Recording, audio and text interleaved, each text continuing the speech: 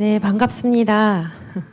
이곳 가운데 오신 여러분, 그리고 온라인으로 함께 하고 계시는 여러분들을 진심으로 환영합니다. 오늘은요, 조금 특별하게 이렇게 자기 자신한테 축복하는 말로 저희가 한번 시작해 보면 어떨까요? 자신의 이름을 불러주시면서요, 누구야? 한 주간도 애썼어. 이렇게 함께 시작해 볼까요? 자신의 이름을 부르면서 시작. 수미야, 한 주간도 애썼어. 네. 그리고 한 주를 다시 시작하는 오늘 한 번 더 좀 자기 자신에게 최대한 따뜻하게 네, 누구야? 한 주도 힘내. 이렇게 한번 해볼까요? 시작. 수미야, 한 주도 힘내. 네. 우리가 다른 사람들에게는 굉장히 친절하고 따뜻하려고 애쓰는데 우리가 우리 자신에게도 좀 따뜻한 말 한마디를 해줄 수 있는 그런 한 주가 됐으면 좋겠습니다. 왜냐하면 하나님이 우리를 늘 항상 그렇게 바라봐 주시기 때문입니다. 오늘도 여전히 우리를 기뻐하시고 따뜻하게 바라보시는 그 하나님을 기억하시면서 모두 자리에서 일어나셔서 사도신경 하심으로 예배를 시작하도록 하시겠습니다. 함께 고백하시겠습니다. 하나님을 믿습니까? 네. 전능하사 천지를 만드신 하나님 아버지를 내가 믿사오며 예수 그리스도를 믿습니까? 네. 그 외아들 우리 주 예수 그리스도를 믿사오니 이는 성령으로 잉태하사 동정녀 마리아에게 나시고 본디오 빌라도에게 고난을 받으사 십자가에 못 박혀 죽으시고 장사한 지 사흘 만에 죽은 자 가운데서 다시 살아나시며 하늘에 오르사 전능하신 하나님 우편에 앉아 계시다가 저리로서 산 자와 죽은 자를 심판하러 오시리라. 성령님을 믿습니까? 네. 성령을 믿사오며 거룩한 공예와 성도가 서로 교통하는 것과 죄를 사하여 주시는 것과 몸이 다시 사는 것과 영원히 사는 것을 믿사옵나이다. 아멘.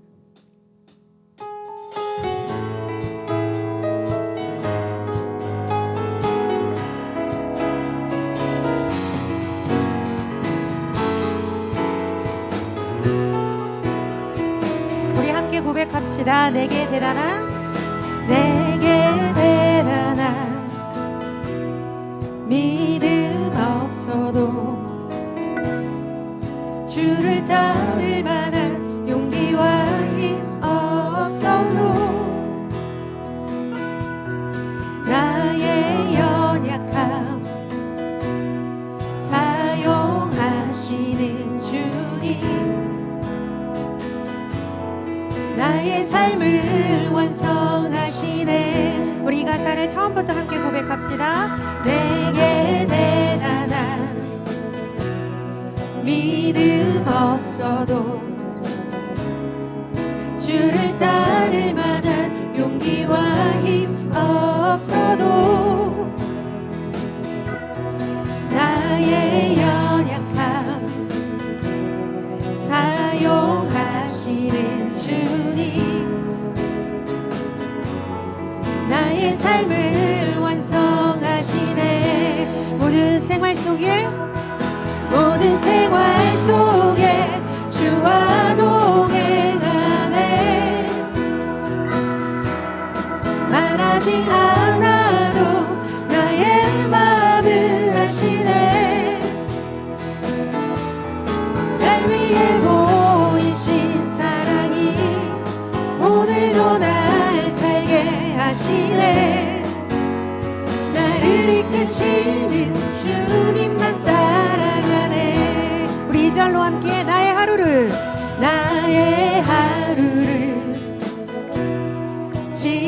지켜주시고 주의 사랑 안에 자라가게 하시네. 우리의 믿음을 사용하시는 나의 믿음 주님입니다. 사용하시는 주님 나의 삶을 기대하시네. 모든 생활 속에 주와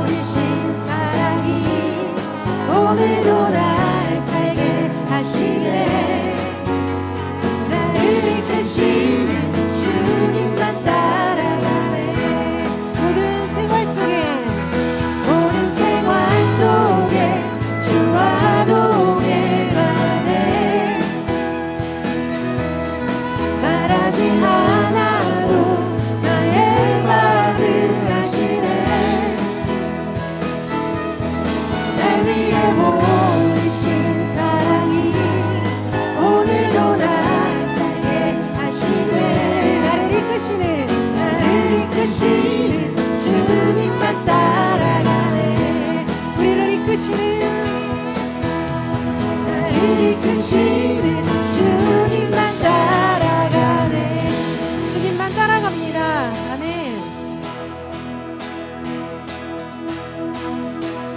우리 함께 손잡고 가세. 조금 느리고 어려울지라도 주님 부르신 그 감격 붙잡고 손잡고 함께 가세. 우리 함께 손잡고 가세. 때론 더디고 힘겨울지라도 주님 부르실 그날을 향하여 손잡고 함께 가세. 그렇습니다. 우리 함께 손잡고 나아갑시다.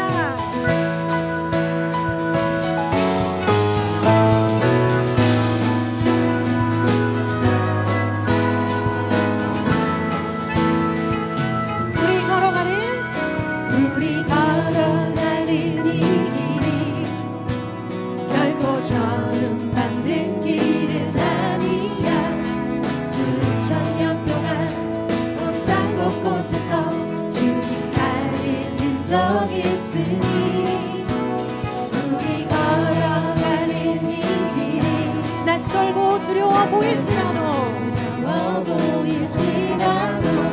삶의 무게를 끼고 들어오는 주님 부활의 생명을 봐.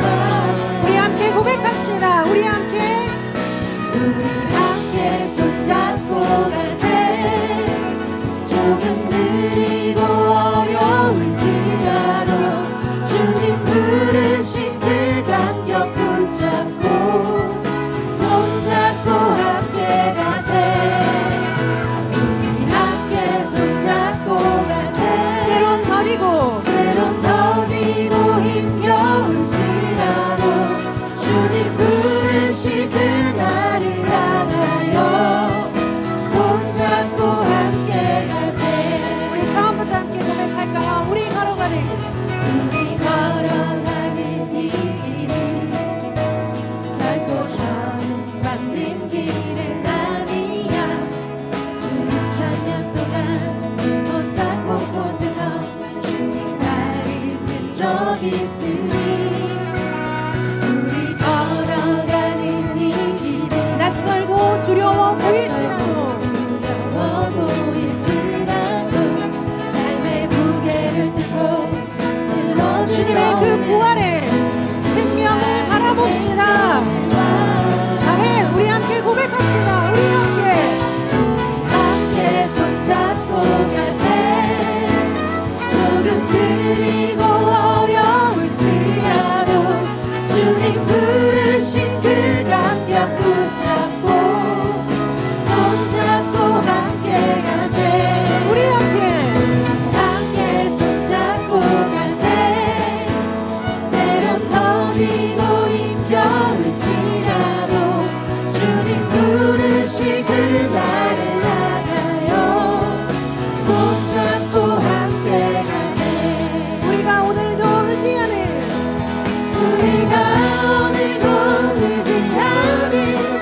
주의 사랑. 연약한 자 상한 자를 부르시고 우리를 오늘도 기대하는 주의 사랑.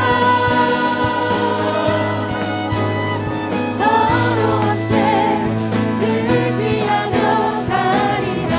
우리가 오늘도 의지하는 주님의 사랑입니다. 우리가 오늘도 의지하는 주의 사랑.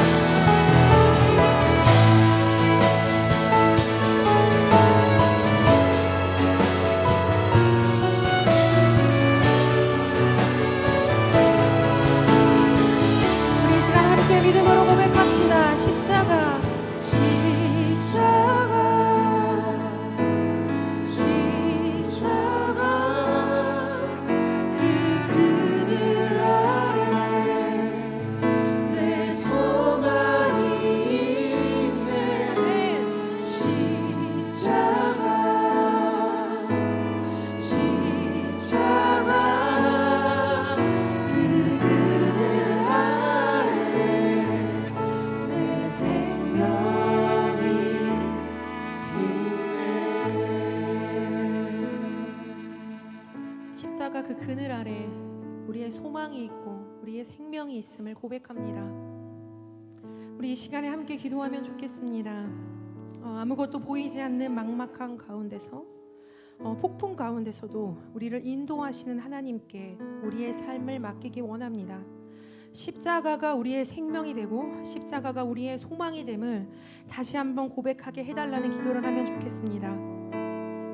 또한 이 시간 우리가 주님의 말씀을 들을 텐데 하나님, 주님의 말씀이 들리는 복을 우리에게 허락하여 주시옵소서. 주님의 말씀을 깨달아 알 수 있는 지혜와 말씀 붙들고 삶을 살아낼 수 있는 믿음을 달라고, 또한 말씀을 전하시는 목사님을 위해서 우리 이 시간에 잠잠하게 묵상함으로 함께 기도하기 원합니다. 기도하시겠습니다. 사랑하는 감사합니다. 주님 이 시간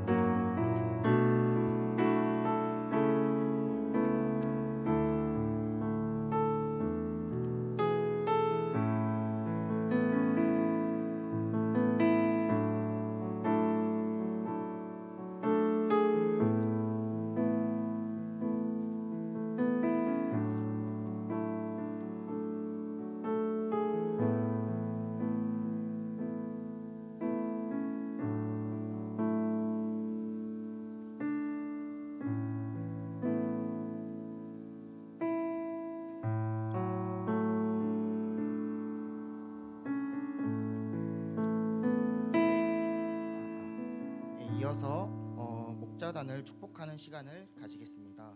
목자분들은 모두 자리에서 일어나 주세요.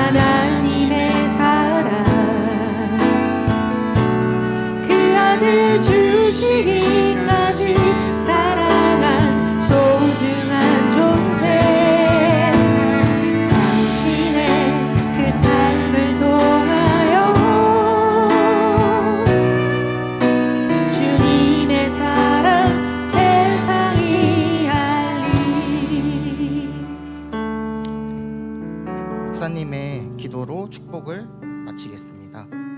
네, 뭐 약간 축복 시작했다, 축복 끝났다 느낌인데요. 우리 목자님들 정말 축복하고요.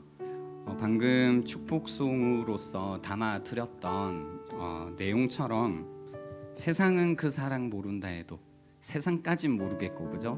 목원들이 그 사랑 모른다 해도 그 목원들은 그 사랑 조롱하여도, 약간 가장법입니다. 네, 가장법.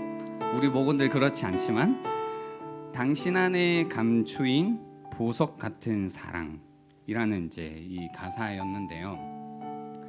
아마 목자를 해보시기 전까지는 목자들 마음속에 담겨져 있는 이 숨겨져 있는 보석 같은 그 마음, 섬기고자 하는 그 마음, 그 사랑을 모르지 않을까라는 생각을 해요. 그래서 저는 저희 함대의 모든 사람들이 목자를 경험해 봤으면 좋겠다라는 바람을 가지고 있고요. 그처럼 이 자리에 지금 서 계신 목자분들 한 분 한 분이 이 마음을 가지고 있습니다.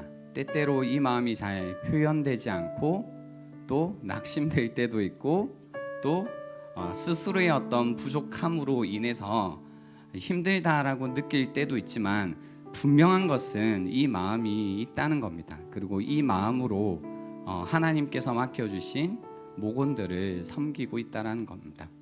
그래서 저희가 이제 어버이날도 그렇고 뭔가 이런 기념하는 날은 무엇을 하는 날이냐면 다시 한번 그 마음을 알아주는 날이라고 생각하거든요. 그래서 우리 목원들께서 다시 한번 우리 목자들의 마음을 다 알 수 없겠지만 조금이라도 알아주는 그런 오늘이 되면 좋겠다라는 생각이고요. 그거면 저희 100마디보다 우리 목자들이 더 큰 위로와 격려가 될 거라고 생각합니다. 맞죠? 네, 제가 기도하겠습니다. 하나님 감사합니다. 또 귀한 목자들 한 명 한 명 세워 주셔서 힘들고 어렵지만 주님께서 세우신 또 주님께서 부르신 그 섬김의 길을 가게 하심에 감사합니다.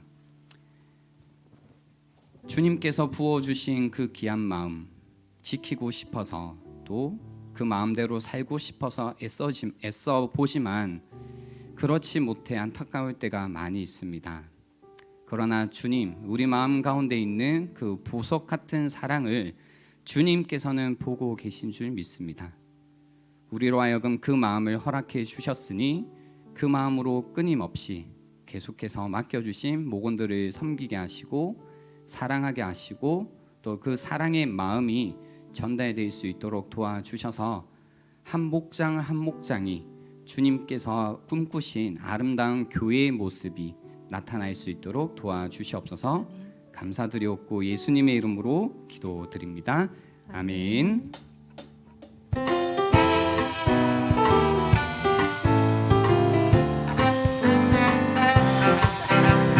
진성을 기뻐하는 하나님, 진성을 축복하는 하나님, 진성의 웃는 얼굴 속에서 하나님의 웃음 보이네.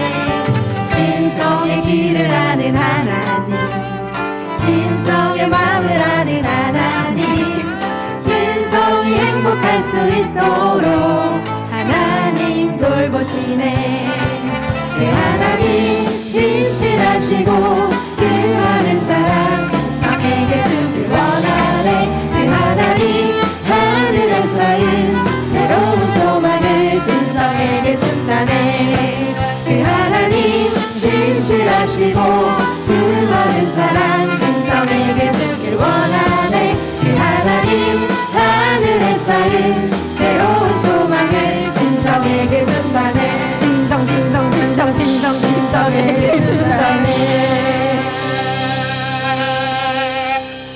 다시 한번 목사님께 감사의 박수를 드리겠습니다.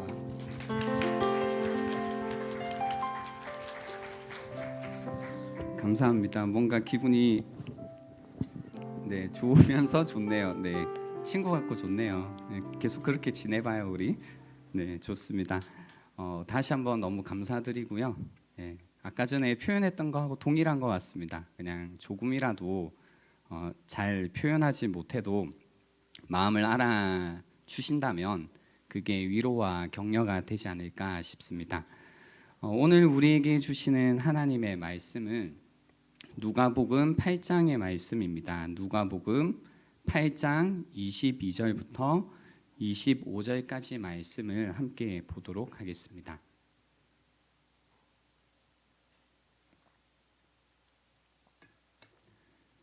누가복음 8장 22절의 말씀입니다.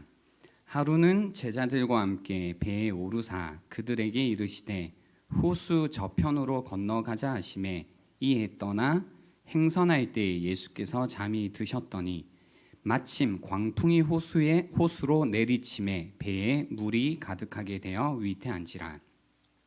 제자들이 나와 깨어 이르되 주여 주여 우리가 죽겠나이다 한데 예수께서 잠을 깨사 바람과 물결을 꾸짖으시니 이에 그쳐 잔잔하여 지더라. 제자들에게 이르시되 너희 믿음이 어디 있느냐 하시니 그들이 두려워하고 놀랍게 여겨 서로 말하되 그가 누구이기에 바람과 물을 명함에 순종하는가 하더라. 아멘. 기도하겠습니다. 하나님 감사합니다. 오늘도 이 시간을 통해서 또 우리에게 말씀해 주셔서 감사합니다. 오늘 메시지를 통해서 다시 한번 하나님께서 우리의 인생을 향하여 가지고 계신 그 목적이 무엇인지를 다시 한번 발견하는 시간이 되게 하여 주시고 또 우리를 부르신 그 목적까지 표대를 향하여 다시 한번 달려가는 시간이 되게 도와주십시오. 감사드렸고 예수님의 이름으로 기도합니다. 아멘. 우리 옆에 분들과 환하게 웃으시면서 이렇게 인사했으면 좋겠습니다. 함께여서 감사합니다. 네, 함께여서 감사합니다. 네, 2009년 그리고 2013년까지요. 2009년부터 2013년까지 벌써 10년 전인데요. 제가 미국 플로리다주 올랜도에서 지낼 때가 있었습니다. 그 올랜도의 지역에요. 특징이 있었는데 스콜이라는 것이 있었습니다.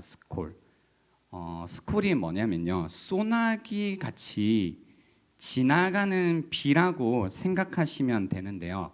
돌풍을 동반한 소나기입니다. 그래서 우리가 우리나라에서 경험되는 소나기보다 비가 좀 많이 오고 바람이 좀 분다 생각하시면 안 됩니다. 운전하다가 스콜을 만나게 되면요, 거의 이제 차를 정차를 해야 되는 수준입니다. 그래서 한 번은 비가 오는데요, 누군가가 제 차 앞에서 소방 호스로 물을 뿌리고 있다는 생각이 들었어요. 당연히 와이퍼는 움직이고 있는데도 그 물이 이제 끊임없이 쏟아지는 거죠. 이제 여러분이 조금 이미지를 그릴 수 있는 건 뭐냐면 자동 세차기에 들어가셨을 때 느낌 있죠. 앞이 안 보이는 그 정도의 느낌으로 생각하시면 됩니다. 그래서 스콜이 내릴 때는 앞에 차가 앞에 있어도 보이지도 않습니다. 그 브레이크 등도 전혀 보이지 않는 정도입니다. 그래서 여름에는 하루에 한 번씩 꼭 이 스콜이 반드시 찾아옵니다. 오늘 본문은 이 스콜을 만난 예수님과 제자들의 이야기입니다. 줄거리를 먼저 제가 말씀을 드리면 이렇습니다. 하루는 예수님이 배에 오르십니다. 제자들과 함께. 예수님이 말씀하십니다. 호수 저편으로 건너가자. 굉장히 주도적이시죠? 그리고 배가 출발하자 예수님께서는 잠이 드십니다. 역시 사역할 때 쪽잠은 꿀맛이죠. 경험해 보셨죠? 그죠?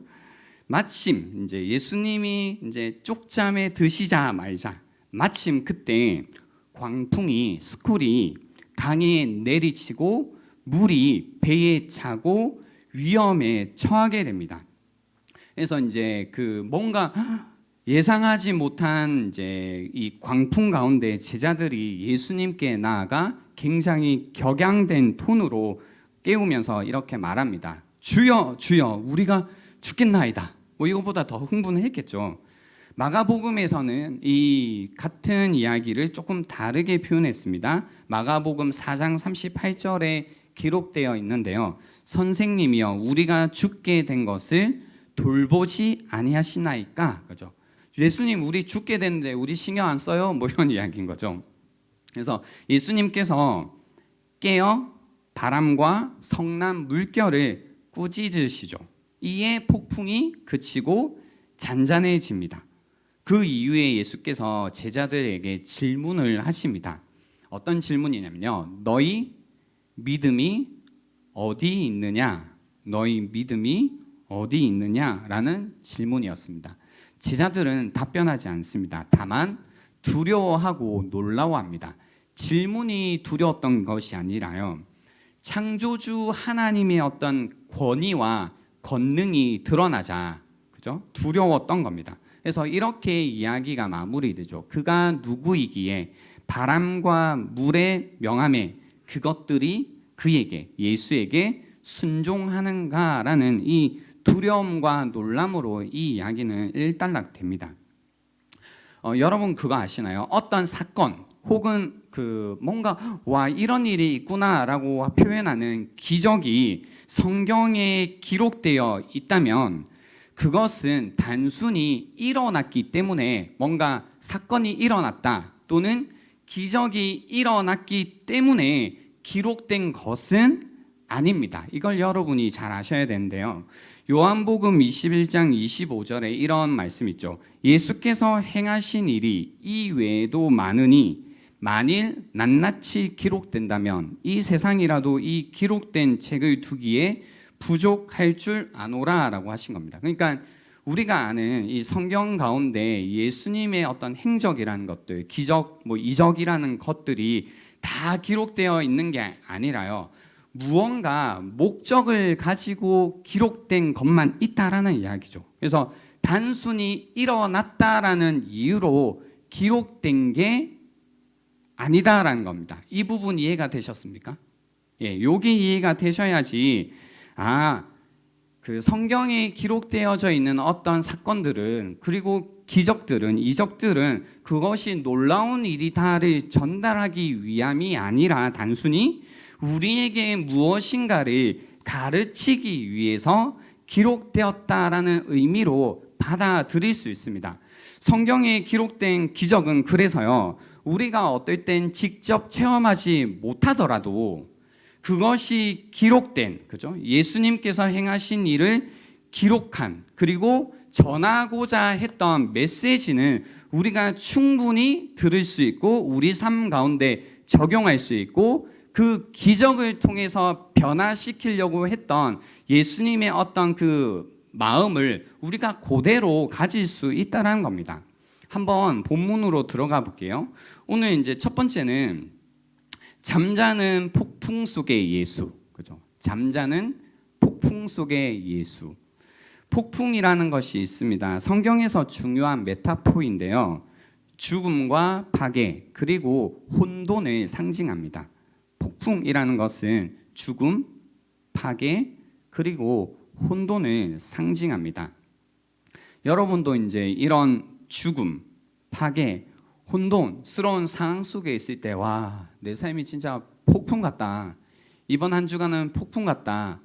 작년 한 해는 폭풍 같았다. 이런 표현을 쓰시잖아요. 그러니까 낯선 표현은 아닌 것 같습니다.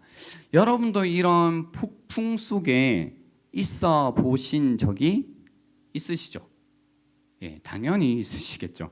예, 실제로 폭풍 속에서 어떤 삶의 위태로움을 경험해 보신 적이 있습니다. 모든 것이 안정되고 좀 이제 정리가 되고 기초가 잡히고 계획이 서고 예상 가능한 인생을 살다가도 내려친 인생의 폭풍, 모든 것을 뒤흔들어 놓습니다. 폭풍으로 인해 관계가 날아가고 계획이 날아가고 직업이 날아가고 돈이 날아가고 시간이 날아가고 건강이 날아가고 모든 것이 날아갑니다. 죽음, 파괴, 그리고 혼돈. 여러분은 이런 폭풍 속에서 어떻게 반응하시나요? 폭풍 속에서 나는 어떻게 반응하는가, 그죠? 일반적으로 그런 것 같아요. 이제 하나님을 모르는 사람들을 일단 두고요. 하나님을 안다고 했을 때 보통 우리는 하나님을 향해 불평하는 마음을 갖기도 합니다. 억울하다는 생각이 들죠. 다른 사람들은 문제없이 잘 사는데 왜 나에게만 이런 고난이 왔느냐?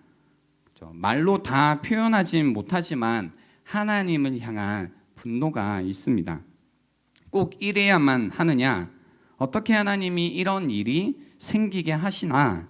하나님이 불공평하고 부당하시다고 불평으로 반응하게 됩니다. 또 누군가는 뭔가 폭풍 속에서 자기 자신을 자책하는 사람들도 있습니다. 나에게 어떤 문제가 있기에 이런 폭풍이 왔다고 자책하는 부분들이 있죠. 내 죄가 크다고, 나는 저주받은 인생 같다고, 우리 집에는 흐르는 저주가 있다고 합니다. 별 이상한 생각을 다 해요. 그래서 심지어는 십자가로 죄와 죽음의 저주에서 나를 해방시키셨지만 우리 집안은 그렇게 간단한 집안이 아니라는 이런 좀 생각을 하기도 합니다. 이런 표현들은 사실은 다 힘들다는 마음의 표현이겠죠. 폭풍 속에 있을 때가 있다라는 겁니다. 그리고 이런 마음이 들 때가 있다라는 겁니다. 우리는 이렇게 반응할 수 있는데요. 우리가 폭풍 속에 있을 때 예수님은 어떻게 하실까요? 예수님은 어떻게 반응을 하실까요? 아니, 여러분은 내가 폭풍 가운데 있을 때 예수님께서는 무엇 하신다고 느끼시나요? 어떻게 반응을 하신다고 느끼시나요? 혹시 오늘 본문 말씀처럼 주무신다고 생각이 드신 적이 없으신가요? 예수님 졸지도 주무지도 않으신다고 했는데 주무신가? 그죠? 만약 그랬다면 혼자만의 생각은 아닙니다. 제가 이제 공문서를 들고 왔습니다. 오피셜한 문서를. 우리만의 생각이 아니구나, 나만의 생각이 아니구나. 시편 44편에 보시면 23절인데요. 이런 말씀이 있습니다. 주여 깨소서, 어찌하여 주무시나이까? 일어나시고 우리를 영원히 버리지 마소서. 어찌하여 주의 얼굴을 가리시고 우리의 고난과 악죄를 잊으시나이까? 우리 영혼은 진토 속에 파묻히고 우리 몸은 땅에 붙었나이다라는 시인의 고백이 있습니다. 그죠? 주님이 주무시는 것 같아요. 나를 버리신 것 같죠. 나의 고난을 잊으신 것 같고 나는 땅에 붙은 것처럼 좌절과 무기력에 붙어 있습니다. 주님이 우리 생각처럼 움직여 주시지 않습니다. 주무시는 것 같습니다. 이 실망감, 이 마음을 풀어 나가기 위해서 우리가 이제 우선 분명히 해야 될 것들이 있는데요. 그것이 무엇이냐면요. 뭐 계속 이렇게 살 수 없잖아요. 이 불평으로. 그리스도인의 삶이란 무엇인가라는 겁니다.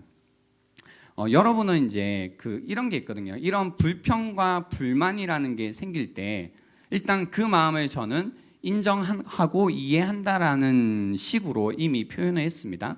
근데 우리에게 이런 불평과 불만이 있을 때요, 이 어떤 전제가 있거든요. 그게 저는 그리스도인의 삶에 관한 전제라고 생각을 합니다. 여러분은 그리스도인의 삶이란 무엇이라고 생각하시나요? 그러니까 한번 이 시간을 통해서 생각을 해보시는 건데요. 혹시 폭풍이 없는 삶이 그리스도인의 삶이라고 생각하시나요? 어려움이 없는 삶, 모든 일이 내 생각대로 잘 되는 삶, 이것이 그리스도인의 삶이라고 생각하시나요? 근데 우리가 성경을 통해서도 그렇고요. 그리고 우리 개인의 경험을 통해서도 그렇고요. 분명히 그것은 아니다라는 게 분명합니다. 그죠? 이렇게 생각하는 것은 망상이구나라는 걸 우리는 이미 알고 있습니다. 이것이 분명해야 되지 않을까라는 생각을 합니다. 그러니까 그리스도인의 삶은 어려움이 없어야 돼, 문제가 없어야 돼, 폭풍 가운데 처하지 않아야 돼. 그것이 그리스도인의 삶이야. 그것이 하나님과 함께하는 삶이야 라는 어떤 전제가 있다면 그것은 망상이라고 제가 말씀드리고 있는 겁니다. 그래서 무슨 얘기냐면 이거죠. 그게 아니야 라는 겁니다. 그게 아니야.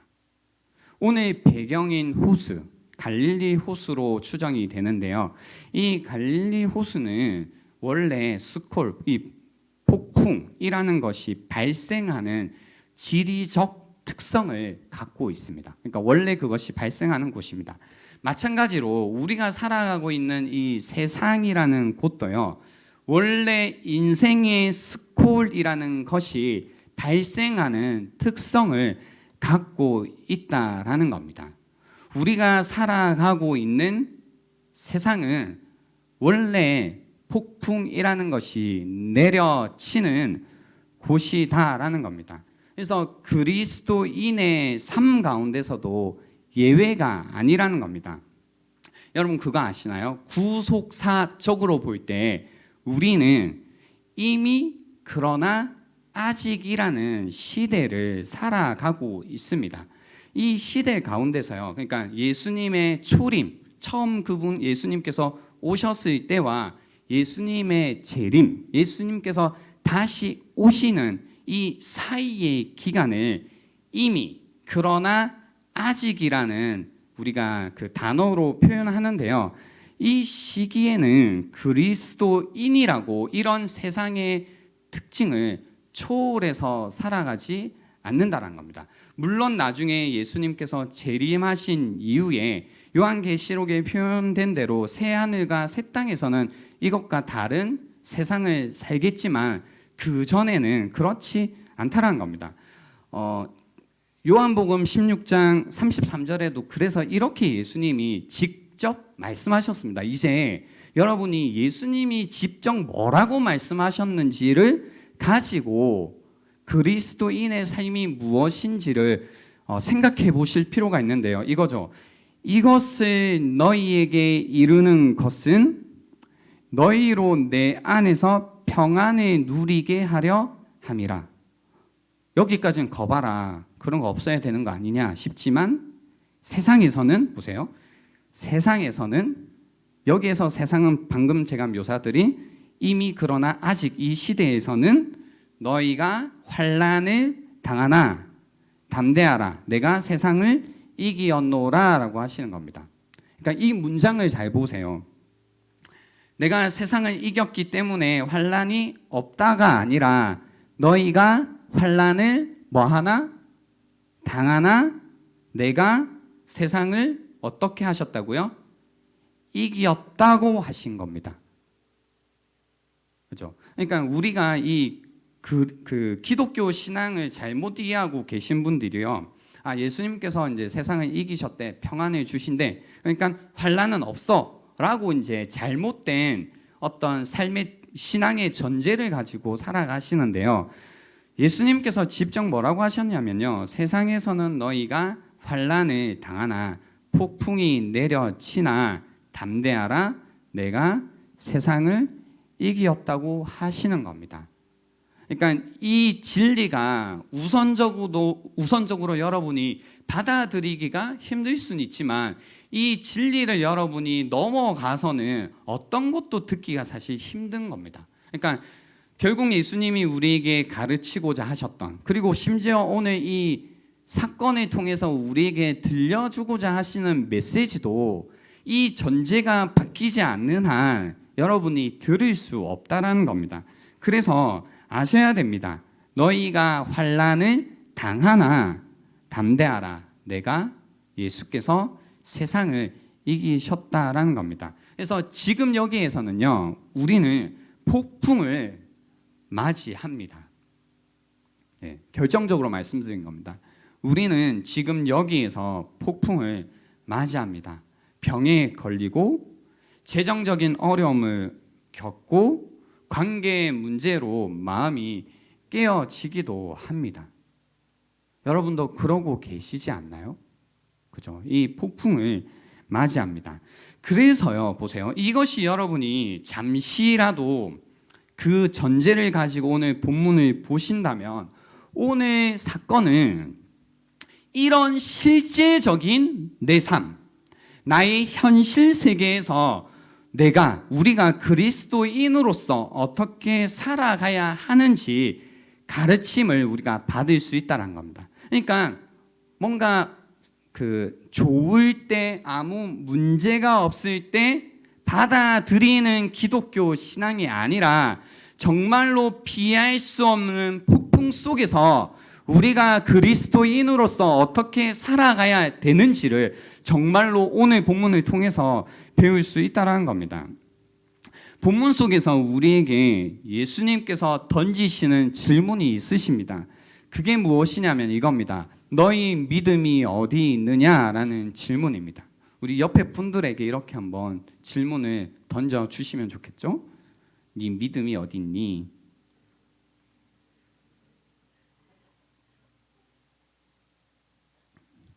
네, 너희 믿음이 어디 있느냐? 네 믿음이 어디 있니? 그죠?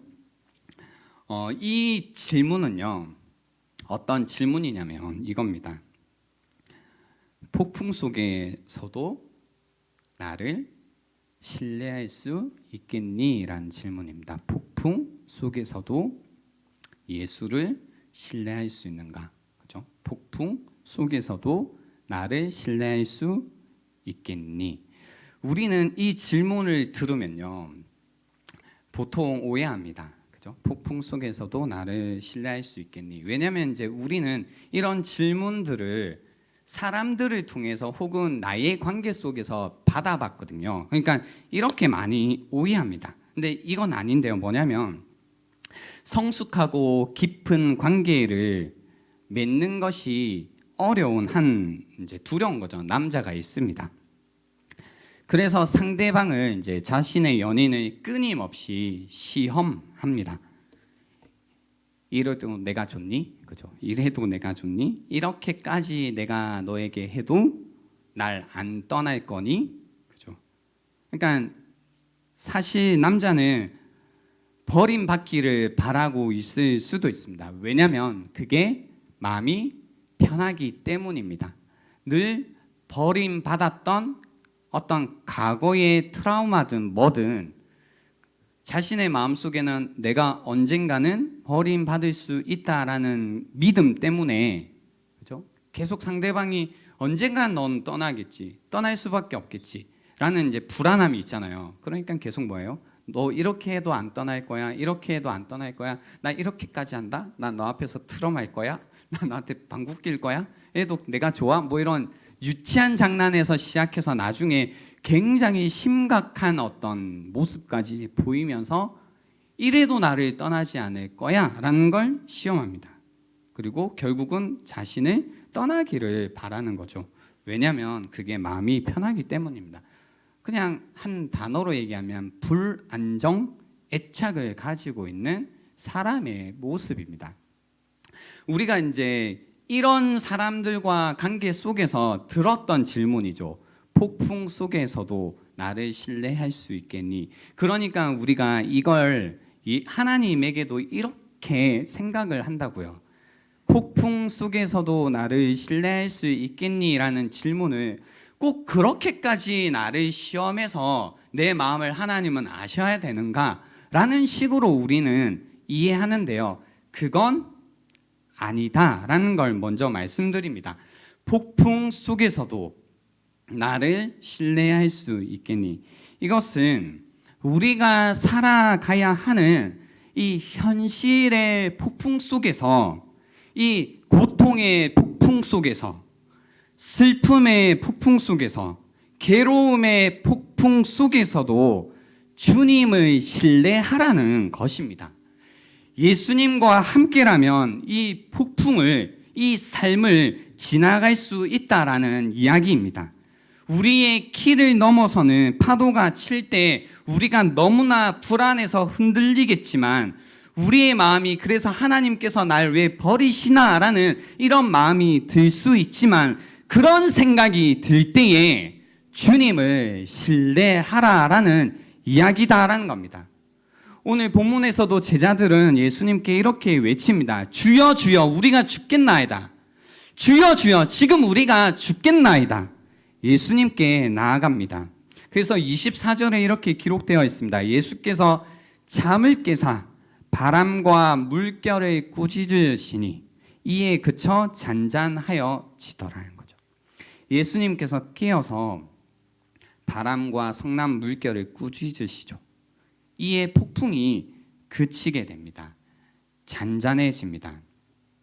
주님께 나아갈 때 우리가 이 세상 가운데 폭풍을 경험하지만 그 폭풍이 잔잔해진다라는 겁니다. 왜냐하면 우리와 함께 하시는 예수님께서 창조주 하나님이시다라는 겁니다. 창조주 하나님이다라고 표현한 이유는 그분께서 바람과 물결도 만드셨고 만드신 그분께서 만드신 모든 것을 컨트롤하신다라는 의미입니다. 다스리신다라는 의미입니다. 그래서 잠잠케 하신다라는 겁니다. 예수님께서는요, 잠잠케 하십니다.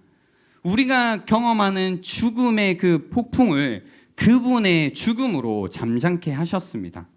우리를 혼란스럽게 하는 죄의 폭풍을 예수님께서 우리를 위해 십자가로 잠잠케 하셨습니다. 버림당함의 폭풍을 십자가에서 우리를 위해 버림당하심으로써 잠잠케 하셨습니다. 우리가 경험하는 절망의 폭풍을 그분께서 부활하심으로써 잠잠케 하셨습니다. 그런 주님께서 우리에게 질문을 하시는 겁니다. 너희의 믿음이 어디에 있느냐? 우리는 이 질문에 대답을 해야 합니다. 특별히 주님이 주무시는 것처럼, 나를 버리신 것처럼, 나를 잊어버리신 것처럼 느껴질 때,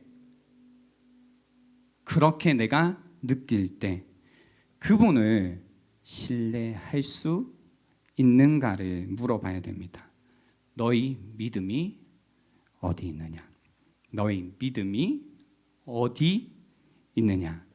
아주 중요한 질문입니다. 지금 여기서 예수님은 너희 믿음이 없다고 하시는 게 아니라 너희 믿음이 어딨니? 라고 하시는 겁니다.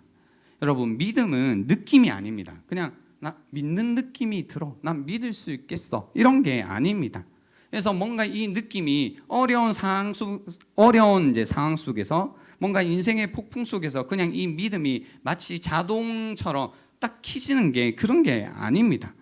또 이제 그런 게 아니죠. 너 평안히 느껴, 그죠? 너 그냥 잠잠해져, 뭐 잠잠해라, 뭐 이렇게 느낌은 강요될 수 있다 없다?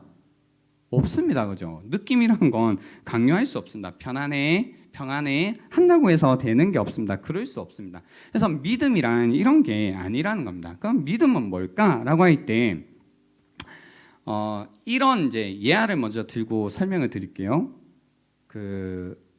제가 이제 만약에 저희 아내에게 신용카드를 줍니다. 그리고 아내가 편의점에 가는 거죠. 그리고 물건을 고르고 계산대 앞에 서서 갑자기 패닉에 빠져 있습니다. 왜냐하면 그 편의점의 주인이 얘기한 겁니다. 8,000원 내라고. 그래서 패닉에 빠진 겁니다. 어떡하지? 그래서 패닉에 빠진 그 모습을 보고 제가 얘기합니다. 카드 어딨니? 그죠? 카드 어딨니? 너의 카드가 어디에 있느냐? 너희 카드가 어디 있느냐? 그죠? 왜 카드 줬는데, 그죠? 카드를 줬는데 카드 왜 사용 안 해? 카드 어디 갔어? 라고 묻는 질문이라는 겁니다. 믿음이라는 건 무엇이냐면요, 우리가 예수님에 대해서 안 거 있잖아요. 아는 것을 이제 우리의 현실, 우리의 실제 어떤 폭풍 속에서 적용하는 것을 말합니다. 예수님에 대해서 아는 것을 이제 내 삶의 정황과 연결시키는 겁니다. 그래서 상황 속에서 적용되는 것이 믿음이라는 겁니다. 상황 속에서 적용되는 믿음. 심지어 이제 더 정확히 나의 어떤 상황 속에서 적용되는 것이 믿음이라는 겁니다. 제자들은 이제 폭풍에 의해서 엄청 흔들리고 있었죠. 상황에 의해서 지배당하고 있고 그들이 보고 있는 거에 대해서 압도당하고 있었던 겁니다. 그런 제자들을 향해서 예수님이 묻는 겁니다. 믿음 어디 갔니? 그죠? 별로 삘이 아니죠. 카드 어디 갔니? 물으시는 겁니다. 예수님에 대해서 아는 것을 내가 준 것들 왜 사용하지 않느냐고 물으시는 겁니다. 제가 이것을 조금 더 자세히 설명을 드릴게요. 지금 예수님하고 제자들이 처음 딱 만나서 폭풍 가운데 있는 상황이에요, 아니에요? 아닐 것 같잖아요, 그죠? 뭔지 몰라도, 그죠? 실제로 누가복음 6장에 보면 예수님께서 12제자들을 다 택하십니다. 이제 6장부터 보면 되겠죠? 그리고 6장 17절, 18절, 19절에 보면 예수님이 무엇을 하시냐면 병을 막 고치시고요. 또 귀신에게 고난받는 사람들도 고쳐주십니다. 그러니까 제자들이 보고 있는 거죠. 병도 막 고치시고 막 귀신으로 인해서 고통당하고 있는 사람들도 고쳐주시고, 그러니까 뭐 기적과 이적 놀라운 능력도 이렇게 막 행하신 겁니다. 그걸 본 겁니다. 그리고 20절부터는 여러분이 아시는 어떤 팔복, 산상순, 예수님의 가르침이 막 된 겁니다. 이런 거야 막 알려주신 거죠. 그래서요, 누가복음 이 6장 46절부터 49절에 어떤 말씀으로 예수님의 가르침이, 산상순이라는 이 가르침이 마무리가 되냐면요, 잘 보세요. 너희는 나를 불러 주여 주여 하면서도 어찌하여 내가 말하는 것을 행하지 아니하느냐. 내게 나와 내 말을 듣고 행하는 자마다 누구와 같은 것을 너희에게 보이리라. 집을 짓되 깊이 파고 주추를 반석 위에 놓은 사람과 같으니 큰 물이 나서 탕류가 그 집에 부딪히되 잘 지었기 때문에 능히 요동하지 못하게 하였거니와, 듣고 행하지 아니하는 자는 주추 없는 흙 위에 집 지은 사람과 같으니 탕류가 부딪힘에 집이 곧 무너져 파괴됨이 심하니라 하시니라 라고 말씀하신 거죠. 그러니까 제가 말씀드린 이 믿음이라는 것이 무엇인지 예수님이 이미 제자들에게 알려준 겁니다.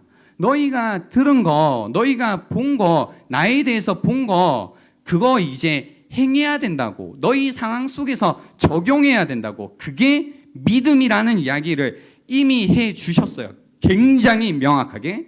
그리고 끝이 아닙니다. 7장에 가면 백부장의 종을 고쳐주십니다. 그리고 이어서요, 가부의 죽었던 아들도 살리십니다.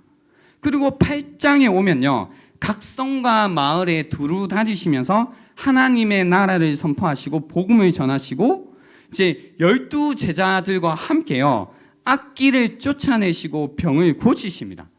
그런 다음에 또 한 번 더 예수님께서 비유를 통해서 가르쳐 주시는 거죠. 그런 다음에 오늘 본문이에요. 오늘 본문이라고요. 그러니까 그거죠. 너희 믿음이 어디 있느냐. 예수님께서 이미 카드를 주셨다고요. 아무것도 없이 야 너희 믿음 어디 있니? 왜 믿음이 없니? 라고 하시는 게 아니라 이미 보고 가르치시고 충분히 보게 하시고 충분히 가르치셔서 그 상황 속에서 나의 믿음, 그죠? 내가 믿게 된 그 예수님에 대한 믿음을 내가 지금 겪고 있는 이 상황 속에서 충분히 적용할 수 있는 믿음이라는 것을 그분이 주셨다라는 겁니다. 그래서 예수님께서 물으시는 겁니다. 너희 믿음이 어디 있느냐? 라고 물으시는 겁니다.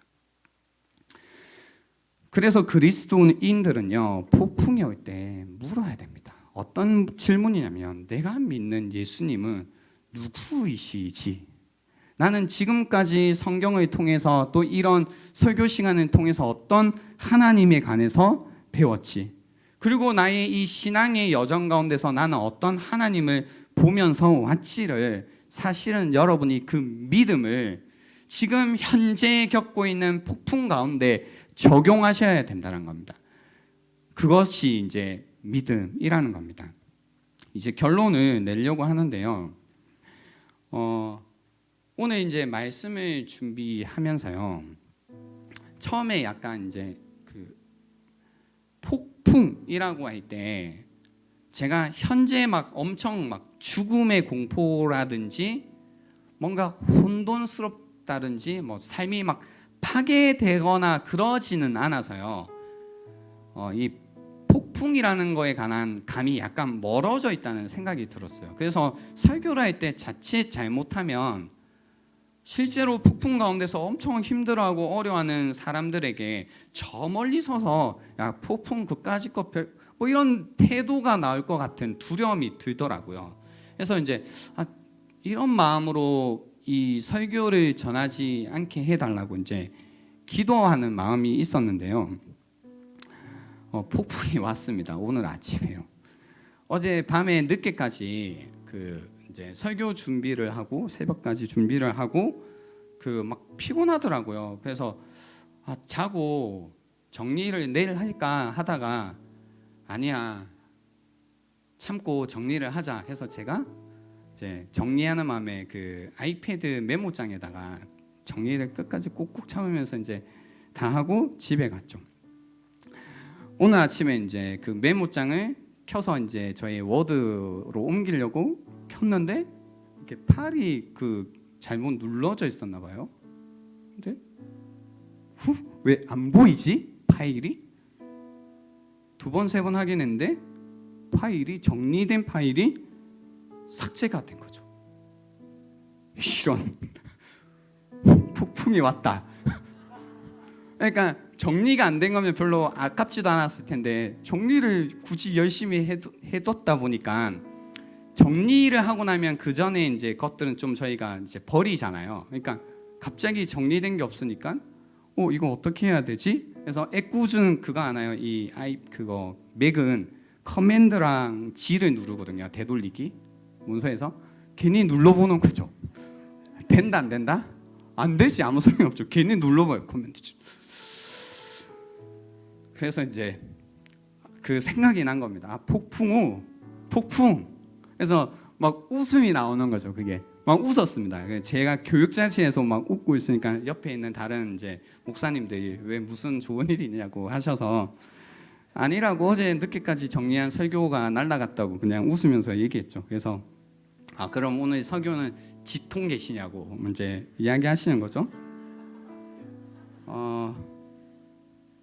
오늘 그런 걸 들으신 것 같나요? 아무튼 사실 검색을 통해서요 메모장의 어떤 것 복구하는 법을 알긴 했어요. 결론적으로 말씀드리면 복구하는 방법이 있더라고요. 여러분 낙심하지 마십시오. 그런 분들 계시면. 그런데요 제가 이제 그 상황 가운데 순간적으로 이제 저희의 어떤 오늘 이 시간에 느닷없이 닥친, 원래 폭풍은 느닷없이 닥친 거잖아요. 닥쳐버린 그 폭풍이라는 그 상황 그리고 그 감정 때문에 이게 트리거가 되어서요 갑자기 이제 제가 지금까지 살면서 겪어왔던 폭풍이라는 것이 막 스쳐 지나가기 시작하는 거예요. 어렸을 때부터요. 제가 중학교 때 경험했던 관계의 폭풍, 그죠? 친구들의 배신, 그리고 이 어려움, 뭐 그런 것들 갑자기 막 지나가고 다시 막 힘든 마음이 오고 그때 경제적으로 어려워서 1년 동안 한 번도 치킨을 먹지 못해 치킨에 한이 생겨서 맨날 치킨 먹고 싶다는 이런 그 말도 잘 안 나오죠. 이상한 이제 욕구가 생겨버린 지금은 괜찮은데요. 그래서 예전에 딴 거는 매일 못 먹겠는데 치킨은 매일 먹고 싶더라고요. 이게 그런 시기가 있었어요. 부모님이 이제 우리 집에 돈이 없어서 뭘 맨날 집에서만 밥을 먹자 치킨도 못 먹어요. 힘들다라고 해서 그 기간 동안 이제 치킨도 이제 먹지 못했던 그 어떤 갑자기 치킨을 먹지 못하는 폭풍 좀 크지 않나요, 여러분? 와 이걸 공감을 안 해주네. 아무튼 그런 시기들. 그리고 고등학교 때 갑자기 저는 수능 대폭풍이었거든요. 난리 났었거든요, 진짜. 그래서 그 폭풍. 그리고 군대에 있을 때 경험했던 폭풍. 경험하고 나서 이제 제가 경험했던 그 갑자기 이제 그 여러분 돈이 없어서 울어 보셨나요? 저는 울어봤거든요. 갑자기 그 찾아온 그 물질적인 폭풍에 의해서 이제 한없이 울었던 그날 밤의 폭풍. 뭐 이런 것들이 이제 갑자기 막 지나가는 거죠. 아내가 아파서 병원에 가야 되지만 병원에 가지 못해서 아무것도 해주지 못하는 이 남편의 무능력의 어떤 폭풍. 뭐 이런 것들, 그죠? 그리고 결혼을 했지만 뭐 12년 가까이 아이가 없어서 이 불임이라는 갑자기 경험한 폭풍. 이 모든 어떤 폭풍이 갑자기 막 저의 이 모든 것들을 지나가더라고요. 여러분도 한번 지금 나는 편안한데 하시는 분들은 폭풍이 있을지어다. 네. 그래서 이 폭풍 가운데서 오늘 말씀을 들어야 되거든요. 전 지금 경험하고 왔어요, 여러분. 아무튼 이 폭풍. 그러니까 제가 이렇게 저의 짧은 개인사만 돌아봐도 뭐가 있었냐면 폭풍 속에서 살아왔다라는 거죠. 폭풍 속에서 살았구나. 우리가 살고 있는 이 세상은 폭풍이 몰아치는 곳이구나라는 거죠. 저 모태신앙이거든요. 어릴 때부터 그리스도인으로 살아왔는데 항상 폭풍 속에서 살아왔다라는 거죠. 그 가운데서 그겁니다. 오늘 말씀이 우리에게 주시고자 하는 것. 세상은 폭풍이라는 거죠. 폭풍 속에서 사는 곳이다. 그런데 이 폭풍 속에서 우리는 그리스도인으로서 어떻게 살 것인가? 여기에 대한 답을 정확히는요. 그 한 노래 가사말에서 사실은 사연에서 찾았습니다. 폭풍 속의 주라는 노래가 있습니다. 브라운 아이드 소울의 노래인데요. 이 노래는 고 최문한 목사님께서 작사하신 곡입니다. 아마 한 번쯤은 들어보신 적도 있고 이 사연을 들어보신 적도 있을 거라고 생각합니다. 고 최문한 목사님은요, 평소에 이제 저처럼 청년 사역을 하셨고 정협의 청년부 이제 목사님이었다는 걸로 알고 있는데요. 이 사역을 하시다가 구강암 판정을 받으시고 암 투병 중에 이 폭풍 가운데서 이 폭풍 속의 주라는 것을 작사하셨습니다. 그리고 이 작사하신 곡이 앨범으로 나온 지 이틀 만에 주님의 부름을 받았다는 소식을 들었습니다. 네, 그분께서 돌아가시기 전에 영상을 남기셨는데요. 힘이 이제 다 빠진 목소리로 이런 이야기를 남기셨어요.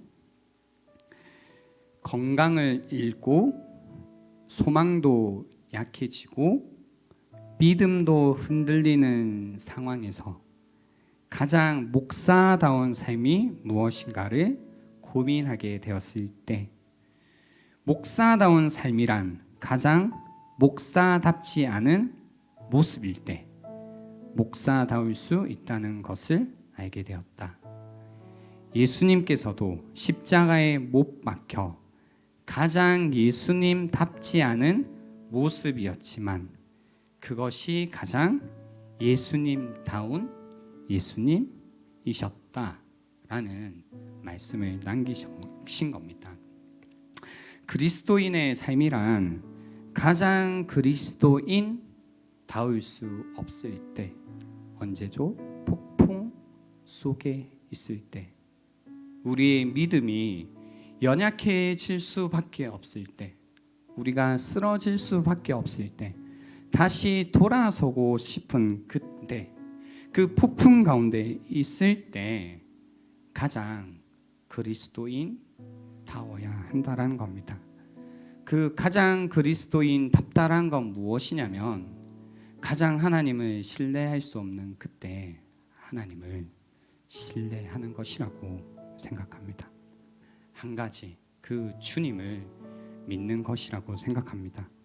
그래서 거센 파도가 나를 덮쳐도 오직 주님만 바라본다는 그 고백처럼 우리도요, 거센 파도가 우리를 덮치는 그 가운데 가장 그리스도인다운 것은 무엇이냐면 주님을 바라보는 것입니다. 그래서 여러분 가운데 폭풍 가운데 계신 분들이 계시다면 가장 그리스도인으로서 믿음을 지키기가 힘들고 가장 하나님을 향하여서 찬양하고 내 마음을 담아드리기가 힘든 그때에 여러분의 목소리를 높여 그 하나님을 찬양하고 여러분의 마음을 열어 하나님을 향한 마음을 드리고 다시 한번 하나님께로 나아가는 그것이 그리스도인들이 폭풍 속에서 해야 되는 일이고 그것을 통해서 우리는 폭풍을 지나가게 될 것이다라는 겁니다. 이 시간을 잠시 드리겠습니다. 오늘 들었던 말씀 한번 깊이 묵상해 보시면 좋겠습니다. 나는 어떤 폭풍 가운데 있지? 아마 다양한 종류의 폭풍 가운데 있으리라고 생각이 듭니다. 그 가운데 나는 어떤 모습으로 있지? 가장 그리스도인 다울 수 없을 때, 나의 마음이 흔들릴 때, 나의 마음이 약해졌을 이때에 나는 어떤 마음으로 서 있는가를 한번 묵상해 보시는 이 시간이 되면 좋겠습니다.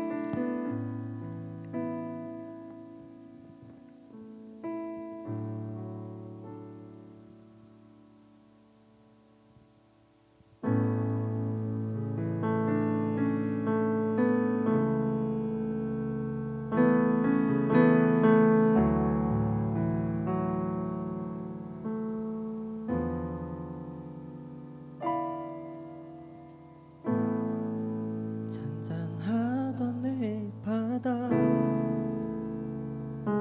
거센 바람 불어와 지친 내 몸을 흔드네.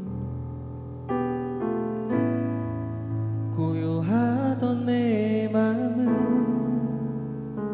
쓸쓸한 발로 헤매이고 거센 파도 나를 덮쳐도 오직 주님만 바라봅니다. If you wanna go, if you wanna know, you gotta find the real light. 내 모든 걸 아시는 주님, 모든 짐을 주께 맡기네. 이끄소서 만왕의 주, 날 붙드소서 전능의 주여 잡으소서. 생명의 주, 날 건지소서. 폭풍 거치고 비추리라.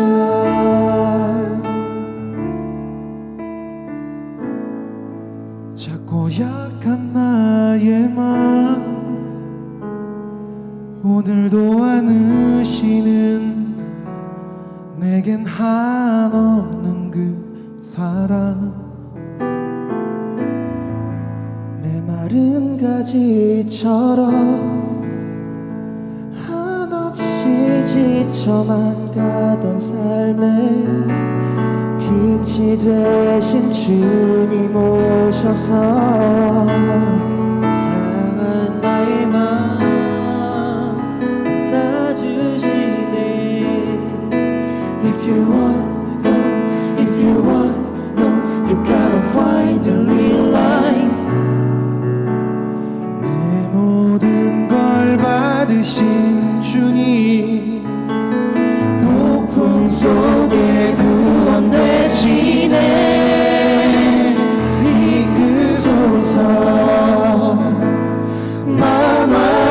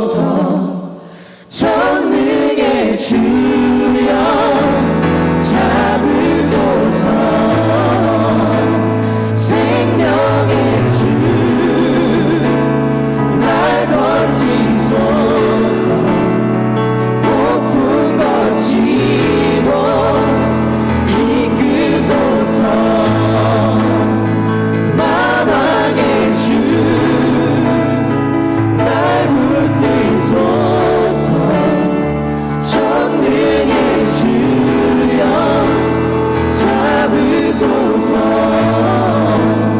생명의 주 날 건지소서. 폭풍 거치고 비추리라.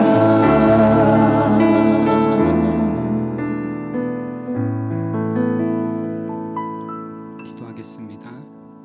하나님, 우리가 건강도 잃고 소망도 약해지고 믿음도 흔들리는 상황에서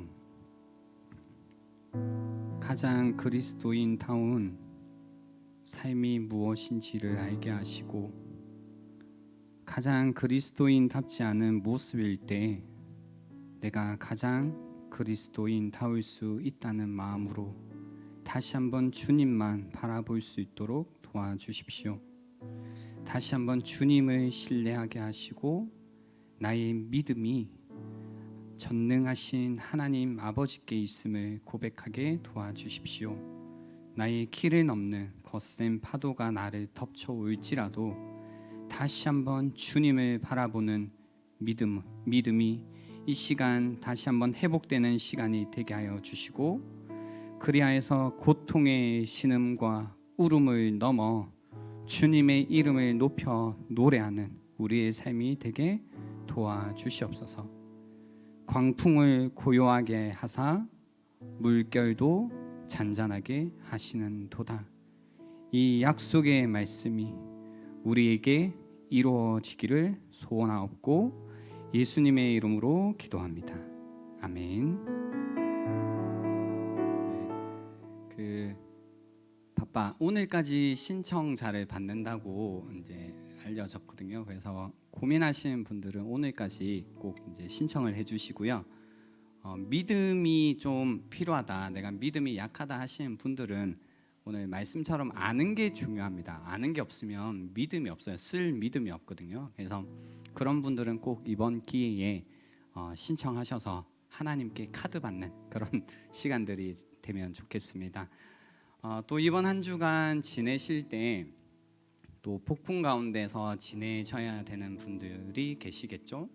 그 가운데서도 다시 한번 여러분이 하나님을 바라보고 하나님을 신뢰하고 그래서 그리스도인으로서 다시 살아갈 수 있는 한 주간이 되면 좋겠습니다. 그러기에 선한 일에 용기를 가지시고 악을 악으로 갚지 않고 연약한 여러분의 이웃들, 가족들, 친구들을 돌아보시는 한 주간이 될 수 있으면 좋겠습니다. 축도하겠습니다.